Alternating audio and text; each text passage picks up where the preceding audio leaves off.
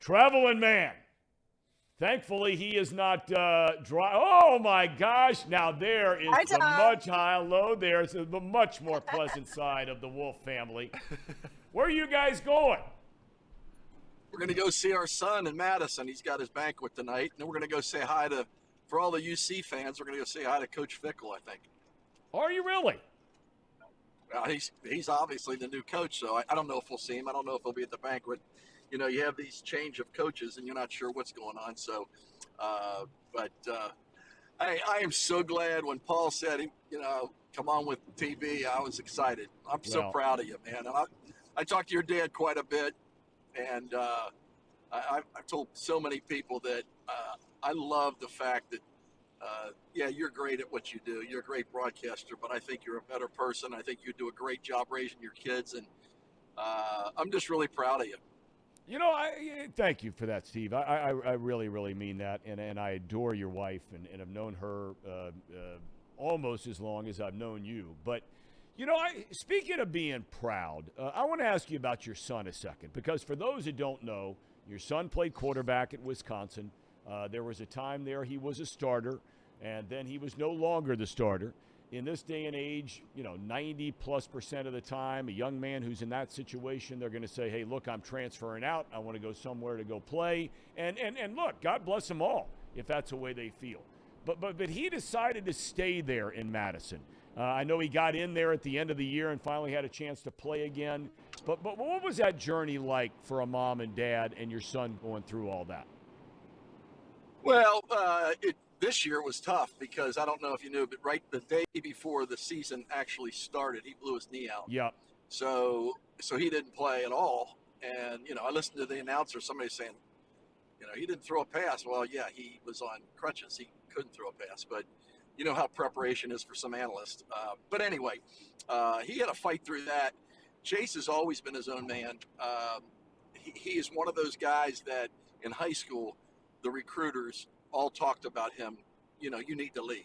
You need to transfer out of St. X because you're going to be behind Sean Clifford and you're not going to play. And he said, well, Dad, I'm learning from Sean Clifford, and I think one day I'll be able to compete with him. Well, Sean got hurt Chase's junior year, and then Sean came back.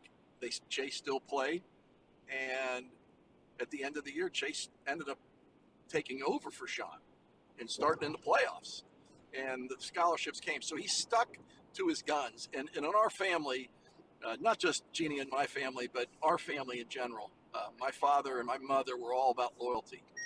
And it's so important that if you believe in something, stick with it. If you believe in the guys, stick with it.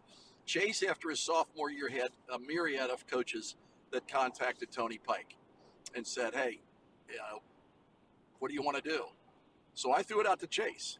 And I said, what do you want to do? And he goes, give me a day, Dad, and then I'll let you know. The next day he calls me on the phone, and he said, when I was getting recruited, I didn't have a favorite school. The only school I loved was Xavier because of basketball. And that was obviously because I went there and played there. But he didn't have a favorite school. And he goes, Dad, this now is my favorite school. This is my dream school. And I love the guys, and I believe I can compete. And I think that he felt the same way we did. He never complained, but I felt like he really didn't get that shot. But at the end of the day, that's life. I mean, of all people, you can understand unfair things.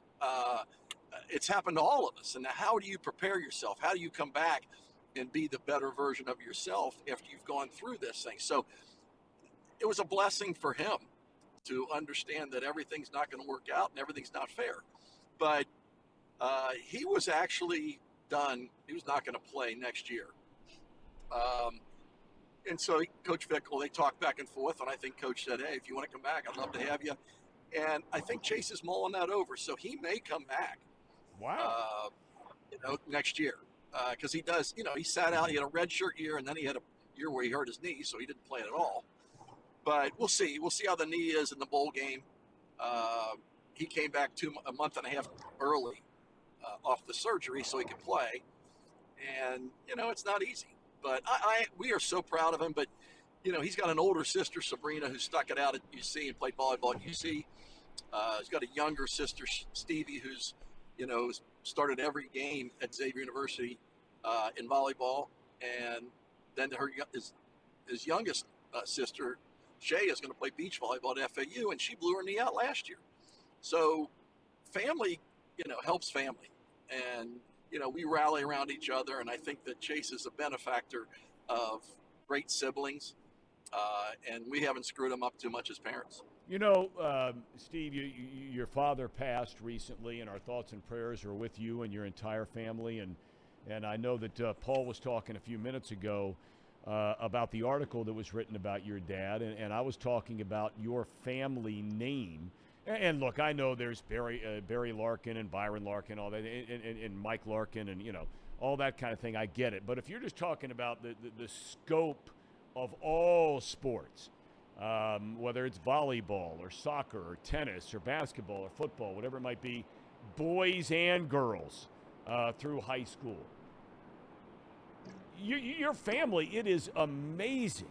And I call you guys the first family of Cincinnati sports family. It's not even close. Was there something in your grandparents and your parents, your aunts and uncles, whatever it was, that was sort of an always flowing piece of advice? What was it? Well, it's very similar on a smaller level, number-wise, but a bigger level nationwide. It's you and your dad. When we grew up, my dad got out of coaching because he had 5 kids and ready to have a 6th, and he just didn't feel like he could spend the time that he wanted to with the kids and be a coach. Being a professional athlete, being a professional coach, it's not the same as a normal citizen. There's too many things that go on. You see too many things, and you're not around. So my dad made a commitment to quit coaching. At that point in time, my dad had all these nice, basketball pants, like coaching pants that had Charlie Wolf, Detroit Pistons coach on them. My dad asked my mom to put a patch over him so that he was dad, not coach. And he coached all of us. And we had what we needed, not what we wanted. We lived in Kentucky. Actually, our next door neighbor for my 18 years there was a guy named Jim Volpenheim, who you know very well. Very well, so yep. Jim and I shared our driveway, and their side yard were there. And it was a nice neighborhood because my dad had a no-interest loan from the Royals. So we were able to stay there. But my dad helped start Mike Albert Leasing and get that company up and running. But we had what we needed, not what we wanted. We always had great gym shoes. But my mom made our tennis clothes. So everything we did it as a family. So if we went out and played basketball, the rule was, because we had a full court in our backyard, the rule was, and I don't care how many neighbors are there wanting to play, that the younger ones got in. And that was didn't make Marty happy when I was playing 2.5 years younger than him. He didn't like that when I was playing with his buddies. And I didn't like it when Greg was playing with my buddies. And it went all the way down, but we had to play. And my mom was the one who would come out and be the referee. Hey, you talk that way, you're out of here. But we did everything as a family. The things that have changed, and they've changed a ton. Jeannie and I decided to merge our families and their backgrounds. They traveled, they did different things. They were very intelligent, they were artsy. My family was athletic, and so we merged those things, but they both were very similar because we spent time with our children. We were active. I always say that the nieces and nephews in our family and the great-grandchildren all thought Dad loved them the most, my dad. It's because he was invested. He didn't just sit there and watch. I always tell people, if you're sitting there, kids are in the pool, and you're sitting there having a beer, it's your quality time, not theirs. So get your butt in the pool. My dad was always in the pool. And until the day he died, he was always about the grandkids. Now, there's 19 grandchildren, children on my dad's, mom and dad's side of the family. And I want to say 14 have played Division I sports. From football, Chase is the only one playing football. Obviously basketball, tennis, volleyball. There's a lot of volleyballs now in the latter part because Greg had 3 girls. One played tennis, college tennis, Division I, and the other 2 played volleyball. And then my 3 daughters played volleyball. They're all playing Division I. and it goes from there. But it was never a goal. The idea was not to get a scholarship. The idea, as I told Jeannie, I just wanted to play a high school sport. So everything we did, every sporting event we did was because of family. And people don't understand that. So when you read Adam Baum's article, and by the way, he is so good at what he does. Adam Baum is an unbelievable writer. And when my dad died at 3 a.m, I texted him. I said, hey, listen, I want an article about my dad. Not about how great he was as a coach, but I wanted about him as a family man. Because the coaching part of it is just a small, small part of his eulogy. And all the grandkids, most of them don't even realize how good Dad was, and all the Hall of Fames he's in. Nobody cared because my dad didn't care. So to answer your point or your question is that, yes, there's a lot of kids doing stuff. The great-grandkids are doing stuff. And sometimes I think there's a little pressure to live up and say, well, as Shayna, she's playing beach volleyball at FAU. They're 6th in the country last year. But she blew her knee out. She was worried that she wasn't going to play Division I. And I said, who cares? I mean, you're going to play the sport you want, go where you want. Doesn't matter. But they all know it. So to be able to get, 4 kids through college with minimal to no payments is a blessing. But, they all support each other. And the one thing I will also tell you is we didn't have one video game in our house. Jeannie and I did not have a video game. We went to parks. We had keys to every gym that we could get into. After Christmas, we go up to St. Margaret, and we throw football, then we shoot basketball, and then we hit tennis, then we played volleyball. That's what we did. Maybe we went to Fuddruckers once in a blue moon, but we didn't go out. We ate at home. Mom would cook. We'd go out and play sports. And they loved it. And then there's a certain time you say, okay, well, you want to be elite or do you want to be average? And the thing that I'll tell you is that every one of the kids that I think that goes and plays a sport and they really work their tail off, have a great opportunity to be a good husband, be a good friend, be a good employee, or be a good owner. And so that's the means to the end is the longevity of what sports does for you. Walk me through, Steve, your favorite or most vivid moment. You've been asked this, I'm sure, 10,000, 100,000 times, but the Crosstown Shootout for Steve Wolf. You always think of what? The first one. I was obviously one of your favorite teams back in the day, at least your daddy's. North Carolina State. I thought that was unbelievable. And the reason why I thought it was unbelievable is because for like 10 years, Xavier was irrelevant in the UC Xavier. It was just a game, that nobody really cared. And if you got 5,000 to the game, I would say 4,400 were from UC and at the Army Fieldhouse because of the guys that played. Those guys went to the NBA. Xavier didn't do anything. When I transferred back from North Carolina State to Xavier, that was Bob Stack's first thing. He goes, we're going to make this thing so special. And I'm like, well, we've lost the last 7 years.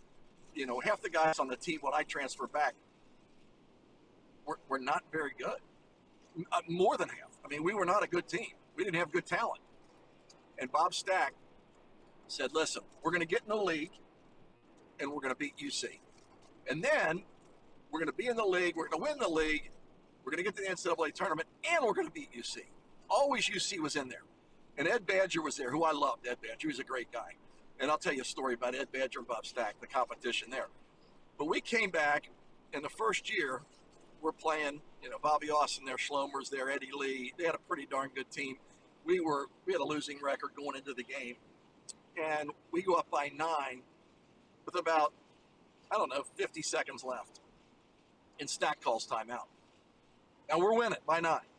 And this is before the shot clock and everything else. So we had a pretty good idea we were going to win the game. Stack calls timeout, gets everybody together. The managers are sitting getting water. He goes, get all the managers over here. All the managers there. We're all in a huddle. And he looks around and he looks at every one of us. He goes, whatever it was, 47 seconds. 47 seconds left and we own this effing city. And I'll never forget it because he was so animated. I was like, no way. So we had a year of bragging rights. and Bob Stack's the one that brought that back. Yeah. And it was so fun. It was a great time, and I don't remember much about my college days, but I do remember that. When you look at the rivalry now, I mean, you swing the pendulum the other way, and this is a game by and large over the last 12, 15 years, where Xavier has more times than not won the game, more times than not had the better team, more times than not, quite frankly, had the better program over the last number of years. Sean Miller is back. What does it mean to have him back as a head coach at Xavier? I'll give you the greatest line that I heard from a fan. I've always had a great deal of respect for Sean Miller. When all the stuff happened in Arizona, I said I want to talk to him before I reserve judgment until I talk to him. And I talked to him, and he talked about his family. And he talked about the first time here he was chasing the gold ring, like we all do. I want to get to the top. Arizona's the way I can do it. I don't want to drive a Buick. I want to drive a Cadillac. And I brought that up to him. He goes, you know what? Right now it's about my family. I love Xavier. It's what basketball's all about. It's in a basketball league. He was so adamant about why he came back. Instead of saying I'm coming back because you guys are in a rut and I can do so much better, it was more about the people. And I talked to one of my buddies who's a big Xavier fan. His name's Brian. And I said, well, what do you think? Because I was telling him what I thought would happen. He goes, you know what? There's nothing better than seeing Sean Miller when you're beating Bob Huggins' team and you're up by 10 and he's still not happy. I said, that's so Sean, because he's always trying to get better. But to your point about us taking over the last couple of years, as I just told you, Cincinnati won 7 straight years and they played a bad Xavier team and we ended up winning. You cannot go into this game, especially right before you go into conference play, and you cannot lay an egg, and you have to be ready for it. And you're playing at Cincinnati, and forget about the Northern Kentucky loss, and forget about what everybody's talking about. Wes Miller is a great coach. I've known him since he was at North Carolina. He's good friends with my buddy Dino Gaudio, and his dad's a good friend of Dino's, and he knows how to coach. So, you can't rest on your laurels, because you'll get bit. And I've seen it happen before, and to really good teams, as Andy McWeem said. Number 1 in the country, number 2 in the city. That's a game that Lenny Brown and company should never have won, but they did. Well, Steve, by saving all that cash you were saving up for your kids to go to college, I would have expected you and Jeannie, to be on some private plane or sitting in first class on a regular airline going all the way up to Wisconsin. But there you are. Where are you now? You're slugging through roughly where right now? Right now we're close to Rockford, but we did retire 2 years ago. And we live actually in Siesta Key. So we live in Florida. Actually, we lived right near where your dad used to live at the Palm Bay Club. And so I'd see them walking out there, and we had a couple of beers at Captain Kirk's with Mr. Stewart. Yep. So we live there, and we're also living in Cincinnati. But, hey, when you retire and you think, man, now I got stability, as long as you have your health, you're in good shape. And as long as your kids are okay, you're in good shape. But life is good. I'm going to tell you a quick thing before we go, if you have a chance to have time. Talk about the competition with UC and XU. So Ed Badger was a heavy set guy. Bob Stack, if he hears this, he's going to call me and text me or whatever and give me grief. But he was a heavy set guy. And Stack was only 30 at that time when he was coaching me.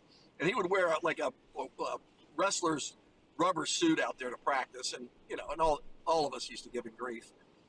Maybe not to his face at that point in time, but afterwards. And so he and Badger were friends, and they knew each other. And there's so much competition between Badger and Stack. And I would go up to Sereno's, and Willie'd be up there, and I'd sit down with Willie, and Steve Sylvester might be there, and Denny Jansen. I'd sit there and talk to those guys, and we'd hang out. And Ed Badger came in one night, and this is in the summertime, so I got my workout done at Schmidt Fieldhouse, and I drove up to Sereno's. I was going to my mom and dad's house afterwards. And I'm sitting there, and Ed Badger sits and talks with us, and we talked for like 2 hours. So the next day, I come into the O'Connor Sports Center. That's where Stack's office was, and I walked in. He goes, "What's going on?" And I said, "Oh, I saw Coach Badger last night." And he looked at me like, you know how a dog, when he hears a whistle, his ears perked up. He looked over at me and he goes, expletives. What did he say?